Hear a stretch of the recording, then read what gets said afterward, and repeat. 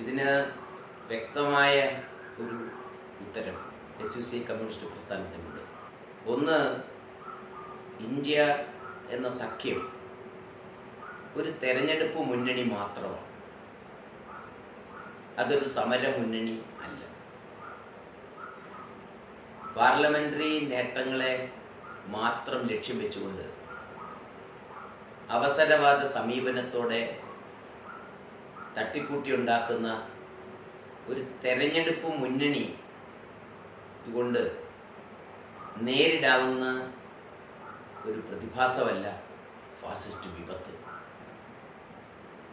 BJP നയിക്കുന്ന കേന്ദ്ര സർക്കാരിൻ്റെ കോർപ്പറേറ്റ് അനുകൂല നയങ്ങൾക്കെതിരെ, സാമ്പത്തിക നയങ്ങൾക്കെതിരെ, അവരുടെ ഫാസിസ്റ്റ് പദ്ധതിക്കെതിരെ ചിട്ടയായ ഒരു ബഹുജന പ്രക്ഷോഭം, ജനങ്ങളെ അണിനിരത്തിക്കൊണ്ടുള്ള സുഘടിതമായ നീണ്ടു നിൽക്കുന്ന നയങ്ങൾ പരാജയപ്പെടുന്നിടം വരെയുള്ള ഒരു ജനകീയ പ്രക്ഷോഭമാകണം ഫാസിസത്തെ ചെറുക്കാനുള്ള ശരിയായ മാർഗം.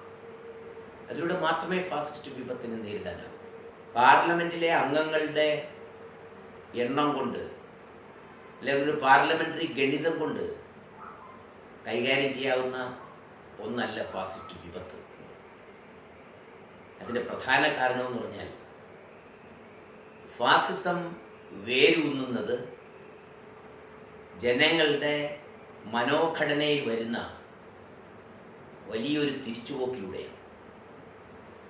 അന്ധമായ ദേശഭ്രാന്ത്, അന്യമത വിദ്വേഷം, യുക്തിരഹിതമായ സമീപനം, ഇവയൊക്കെ ചിന്താമണ്ഡലത്തിൽ സ്വാധീനം നേടുമ്പോഴാണ് ഫാസിസ്റ്റ് വിപത്ത് കൂടുതൽ ശക്തിപ്പെടുക. അപ്പം ജനങ്ങളെ ഈ മനോഘടനയിൽ നിന്ന് മുക്തമാക്കാൻ, ഫാസിസ്റ്റ് മനോഘടനയിൽ നിന്ന് മുക്തമാക്കിക്കൊണ്ട് ഉയർന്ന ജനാധിപത്യ മതേതര ശാസ്ത്രീയ മൂല്യങ്ങളുടെ അടിസ്ഥാനത്തിൽ ജീവിതത്തെ നോക്കിക്കാണാൻ, ജീവിതത്തിൻ്റെ പ്രശ്നങ്ങളെ നോക്കിക്കാണാൻ ജനങ്ങളെ പരിശീലിപ്പിക്കുന്ന വളരെ വിപുലമായ ഒരു രാഷ്ട്രീയ വിദ്യാഭ്യാസം നൽകുന്ന പ്രക്രിയ ഉണ്ടാകും. അതിന് ജനാധിപത്യ പ്രക്ഷോഭമല്ലാതെ മറ്റൊരു മാർഗവുമില്ല. അപ്പോൾ ജനങ്ങളുടെ മനോഭാവത്തെ, മനോഘടനയെ ഉയർത്തിയെടുക്കാൻ, ഫാസിസ്റ്റ് മനോഘടനയിൽ നിന്ന് മുക്തമായ ഒരു ചിന്താമണ്ഡലം വികസിപ്പിച്ചെടുക്കാൻ സഹായിക്കുന്ന തരത്തിലുള്ള ബഹുജന പ്രക്ഷോഭങ്ങളുണ്ടായി വരും. ആ ജനാധിപത്യ പ്രക്ഷോഭങ്ങൾ ഒന്ന്, ജനങ്ങൾക്കിടെ സുശക്തമായ സാഹോദര്യം സൃഷ്ടിക്കും. മതവിശ്വാസങ്ങൾക്കുപരിയായി, മറ്റു വിഭാഗീയമായ താല്പര്യങ്ങൾക്കുപരിയായി ജീവിതത്തെ ബാധിക്കുന്ന പ്രശ്നങ്ങളെ നോക്കിക്കാണാൻ അവർ തയ്യാറാകും. ആ സമരത്തിൻ്റെ രംഗത്ത് സൃഷ്ടിക്കപ്പെടുന്ന സാഹോദര്യം, ആ ഐക്യം യഥാർത്ഥത്തിൽ ഫാസിസ്റ്റ് വിപത്തിനെതിരായ ഏറ്റവും വലിയ പ്രതിരോധമാണ്. അപ്പോൾ ആ ജനകീയ ഐക്യം സൃഷ്ടിക്കാൻ ജനകീയ പ്രക്ഷോഭത്തിലൂടെ സാധ്യമാകും. ഞാൻ ആദ്യം സൂചിപ്പിച്ച തരത്തിലുള്ള ജനാധിപത്യ മനോഘടന സമൂഹത്തിൽ വളർത്തിയെടുക്കാൻ ജനകീയ സമരങ്ങൾക്കേ ആവൂ. ജനകീയ സമരങ്ങൾ പാഠശാലകളാണ്, വളരെ ഉയർന്ന രാഷ്ട്രീയ വിദ്യാഭ്യാസം നൽകുന്ന പാഠശാലകളാണ്. അപ്പോൾ ആ ലക്ഷ്യം വെച്ച് നമ്മൾ ചിന്തിക്കുമ്പോൾ ഒരു തെരഞ്ഞെടുപ്പ് മുന്നണി കൊണ്ട് കൈകാര്യം ചെയ്യാവുന്നത്ര ലളിതമായ ഒരു പ്രശ്നമായി ഫാസിസത്തെ അവതരിപ്പിക്കുന്നത് തന്നെ ഫാസിസ്റ്റ് പോരാട്ടത്തെ ദുർബലപ്പെടുത്തുന്ന സമീപനമാണ്. ഇന്ത്യ മുന്നണിയോ അതിലുൾപ്പെട്ട് നിൽക്കുന്ന ഏതെങ്കിലും ഘടകകക്ഷികളോ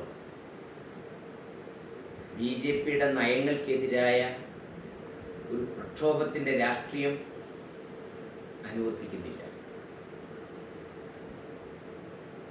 പ്രത്യേകിച്ചും ഇടതുപക്ഷ പ്രസ്ഥാനങ്ങൾ അധികാര ഘടനയുടെ നയങ്ങളോട് കലഹിച്ച് നിലകൊള്ളുന്ന ഒരു പ്രസ്ഥാനമാണ് ഇടതുപക്ഷ പ്രസ്ഥാനം. ഇന്ന് അവർ എസ്റ്റാബ്ലിഷ്മെൻറ്റിൻ്റെ ഭാഗമായി മാറിക്കഴിഞ്ഞു.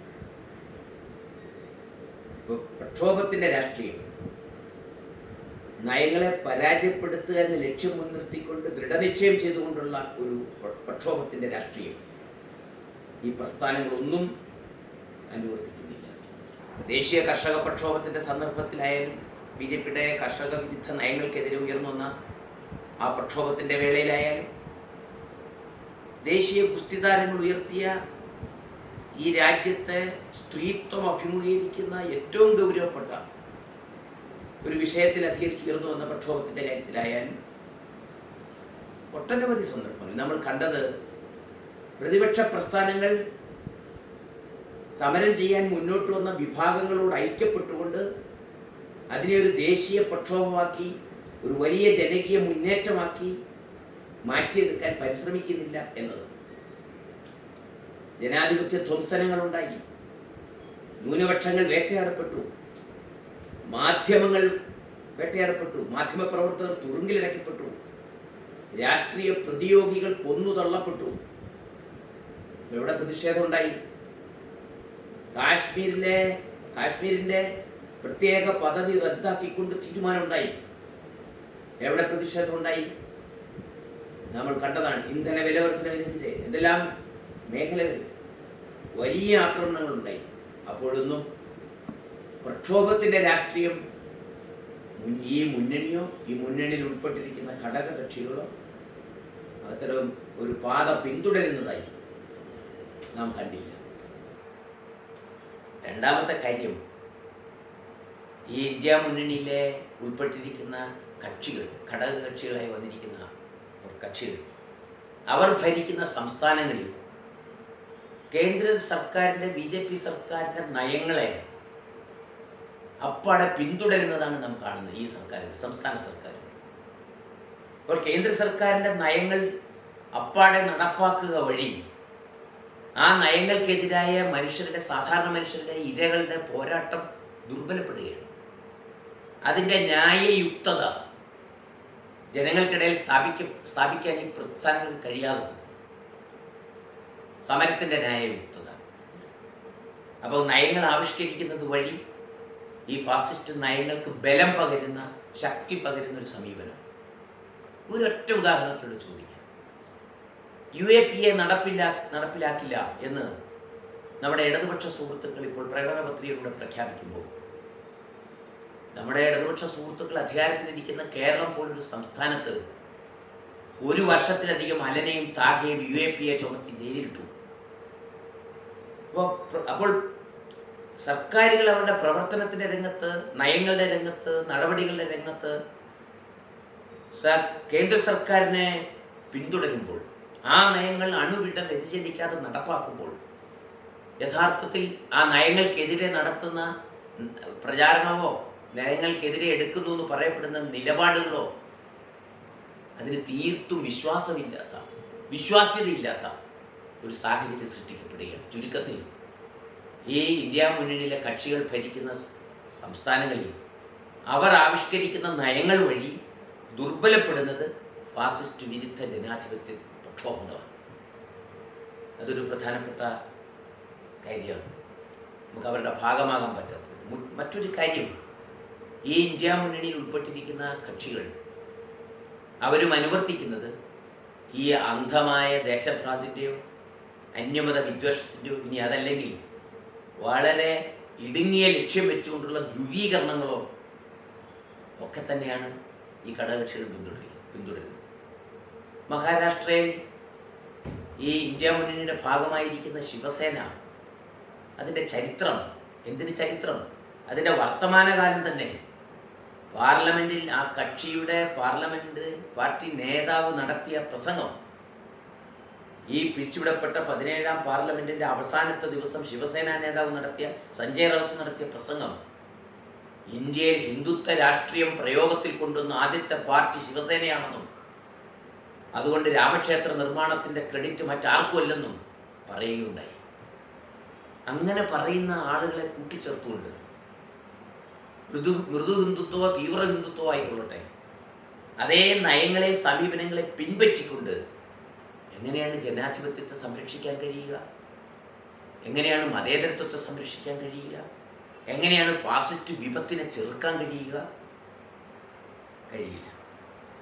അപ്പോൾ ആ വിധത്തിലുള്ള ഒരു അവസരവാദ തെരഞ്ഞെടുപ്പ് സഖ്യം പാർലമെന്റിൽ അംഗങ്ങളുടെ എണ്ണം വർദ്ധിപ്പിക്കാൻ, എങ്ങനെയും എണ്ണം വർദ്ധിപ്പിക്കാൻ നടത്തുന്ന എല്ലാ തത്വവും ആദർശവും വെടിഞ്ഞുകൊണ്ടുള്ള ഒരു തെരഞ്ഞെടുപ്പ് മുന്നണി.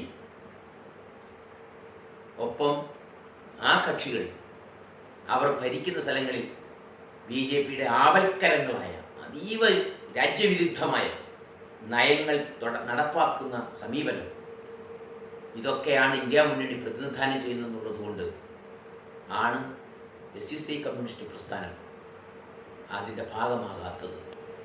മറിച്ച് അതൊരു സമരമുന്നണിയാണെങ്കിൽ, നയങ്ങൾക്കെതിരായ തത്വാധിഷ്ഠിതമായ പ്രക്ഷോഭത്തിൻ്റെ രാഷ്ട്രീയമാണ് മുന്നോട്ട് വയ്ക്കുന്നതെങ്കിൽ, കോൺഗ്രസ് എന്നല്ല അത്തരത്തിൽ പ്രക്ഷോഭത്തിന് തയ്യാറെടുക്കുന്ന ഏതൊരു പ്രസ്ഥാനവുമായി BJPയുടെ നയങ്ങൾക്കെതിരെ പൊരുതാൻ SUCI കമ്മ്യൂണിസ്റ്റ് തയ്യാറാണ് താനും.